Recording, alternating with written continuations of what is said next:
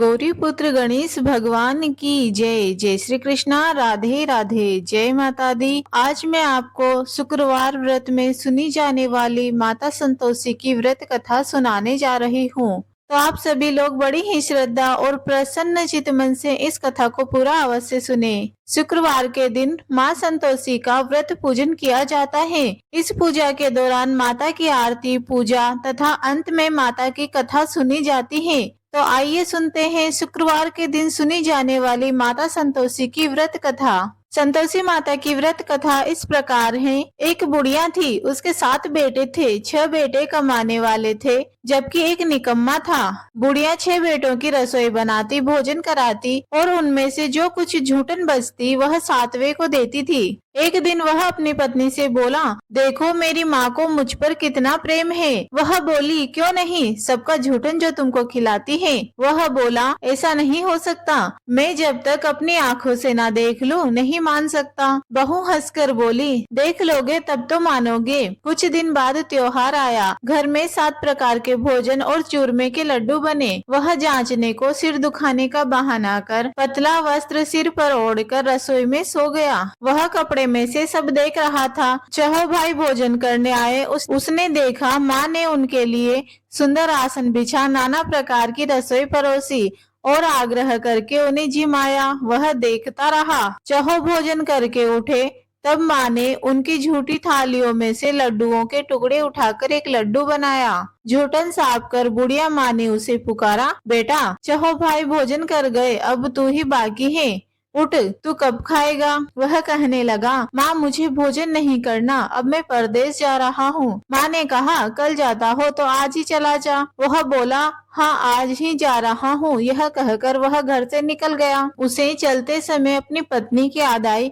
वह गौशाला में कंडे यानी कि उपले थाप रही थी। वहाँ जाकर बोला, हम जावे परदेश, आवेंगे कुछ काल, तुम रहियो संतोष से, धर्म अपनो पाल। वह बोली, जाओ पिया आनंद से, हमारो सोच हटाए, राम भरोसे हम रहे, ईश्वर तुम्हें सहाय। 2 निशानी आपन, देख धरु में धीर, सुधी मत हमारी बिसारियो, रखियो मन गंभीर। वह बोला, मेरे पास तो कुछ नहीं है, यह अंगूठी है सो ले ले और अपनी कुछ निशानी मुझे दे दे। वह बोली, मेरे पास क्या है, यह गोबर भरा हाथ है। यह कहकर उसकी पीठ पर गोबर भरे हाथों से थाप मार दी। वह चल दिया। चलते चलते दूसरे देश पहुंचा। वहाँ एक साहूकार की दुकान थी। वहाँ जाकर कहने लगा, भाई मुझे नौकरी पर रख लो, साहूकार को जरूरत थी। वह बोला, रह जा। लड़के ने पूछा, तनख्वाह क्या दोगे। साहूकार ने कहा, काम देखकर दाम मिलेंगे। साहूकार की नौकरी मिली। वह सुबह 7 बजे से लेकर 10 बजे तक नौकरी करने लगा।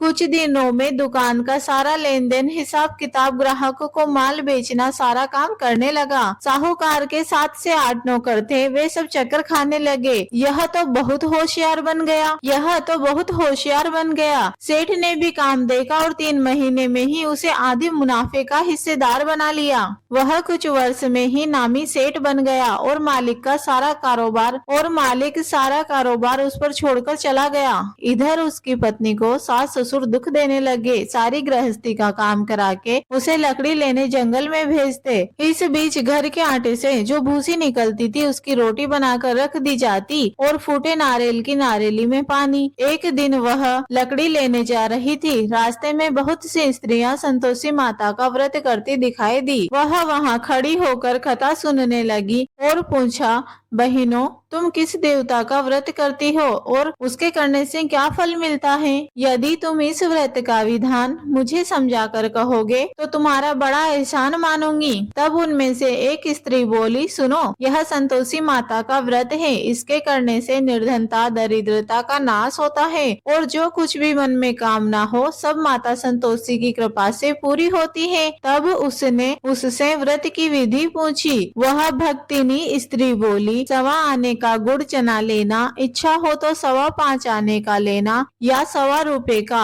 सहूलियत के अनुसार लाना, बिना परेशानी और श्रद्धा व प्रेम से जितना भी बन पड़े सवाया लेना, प्रत्येक शुक्रवार को निराहार रहकर कथा सुनना, इसके बीच क्रम टूटे नहीं, लगातार नियम पालन करना, सुनने वाला कोई न मिले तो घी का दीपक जलाकर उसके आगे जल के पात्र को सामने रखकर कथा कहना, जब तक कार्य सिद्ध न हो नियम का पालन करना और कार्य सिद्ध हो जाने पर व्रत का उद्यापन करना। 3 मास में माता पूरा फल देती है। यदि किसी के ग्रह खोटे भी हो तो भी माता वर्ष भर में कार्य सिद्ध करती है। फल सिद्ध होने पर उद्यापन करना चाहिए, बीच में नहीं। उद्यापन में 2.5 सेर आटे का खाजा तथा इसी परिमाण से खीर तथा चने का साग करना, 8 लड़कों को भोजन कराना, जहाँ तक मिले देवर जेठ भाई बंधु के हो, न मिले तो रिश्तेदार और आसपास के पड़ोसियों को बुलाना, उन्हें भोजन कराकर यथाशक्ति दक्षिणा देना, माता का नियम पूरा करना। उस दिन घर में खटाई न खाना। यह सुन बुढ़िया के लड़के की बहू चल दी, रास्ते में लकड़ी के बोझ को बेच दिया और उन पैसों से गुड़ चना ले माता के व्रत की तैयारी कर आगे चली और सामने मंदिर देखकर पूछने लगी, यह मंदिर किसका है? सब कहने लगे संतोषी माता का मंदिर है। यह सुनकर माता के मंदिर में जाकर चरणों में लौटने लगी, दीन हो विनती करने लगी, माँ मैं निपट अज्ञानी हूँ, व्रत के नियम कुछ नहीं जानती, मैं दुखी हूँ, हे माता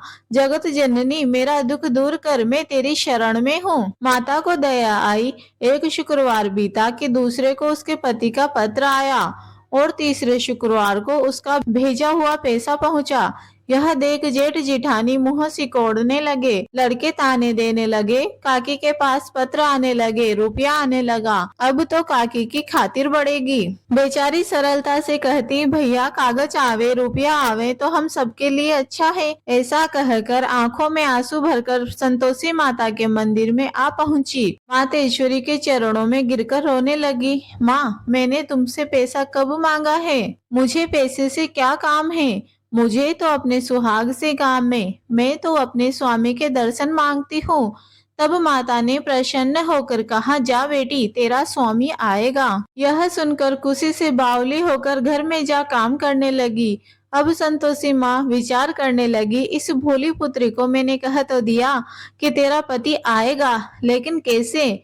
वह तो इसे स्वप्न में भी याद नहीं करता, उसे याद दिलाने को मुझे ही जाना पड़ेगा। इस तरह माताजी उस बुढ़िया के बेटे के पास जा स्वप्न में प्रकट हो कहने लगी, साहूकार के बेटे सो रहा है या जागता है? वह कहने लगा, माता सोता भी नहीं जागता भी नहीं, कहो क्या आज्ञा है? माँ कहने लगी, तेरे घर बार कुछ नहीं है क्या? वह बोला, मेरे पास सब कुछ है माँ, माँ बाप है, बहू है, क्या कमी है? माँ बोली, भोले पुत्र तेरी बहू घोर कष्ट उठा रही है, तेरे माँ बाप उसे परेशानी दे रहे हैं, वह तेरे लिए तरस रही है, तू उसकी सुध ले। वह बोला, हाँ माताजी यह तो मालूम है, परंतु जाऊं तो कैसे? परदेश की बात है, लेन देन का हिसाब नहीं है, कोई जाने का रास्ता नहीं आता, कैसे जाऊं? माँ कहने लगी, मेरी बात मान, सवेरे नहा धोकर संतोषी माता का नाम ले, घी का दीपक जला, दंडवत कर दुकान पर जा बैठ। देखते ही देखते सारा लेन देन चुक जाएगा, जमा का माल बिक जाएगा, सांझ होते होते धन का ढेर भी लग जाएगा। अब बूढ़े की बात मानकर वह नहा धोकर संतोषी माता को दंडवत कर घी का दीपक जलाकर दुकान पे जा बैठा। थोड़ी देर देने वाले रुपया लाने लगे, लेने का हिसाब लेने लगे। कोठे में भरे सामान के खरीदार नकद दाम में सौदा करने लगे। शाम तक धन का भारी ढेर लग गया। मन में माता का नाम ले, चमत्कार सुन, प्रसन्न हो। घर जाने के वास्ते कपड़ा सामान खरीदने लगा। यहाँ काम से निपट तुरंत घर को रवाना हुआ। उधर उसकी पत्नी जंगल में लकड़ी लेने जाती है। लौटते वक्त माता जी के मंदिर में विश्राम करती है। वह तो उसके प्रतिदिन रुकने का जो स्थान ठहरा। धूल उड़ती देख वह माता से पूछती है, हे माता यह धूल कैसी उड़ रही है? माता कहती है, हे पुत्री तेरा पति आ रहा है। अब तू ऐसा कर, लकड़ियों के 3 बोझ बना ले, एक नदी के किनारे रख और दूसरा मेरे मंदिर पर, वह तीसरा अपने सिर पर।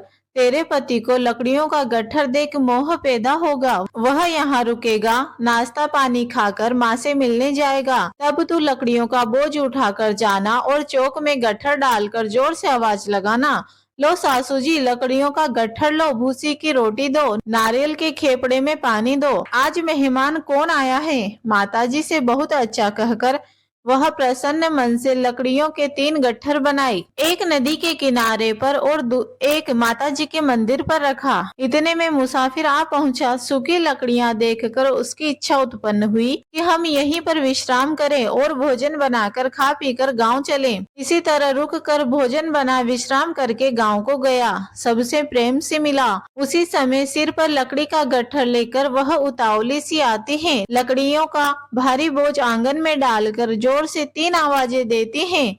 लो सासू जी, लकड़ियों का गट्ठर लो, भूसी की रोटी दो, आज मेहमान कौन आया है?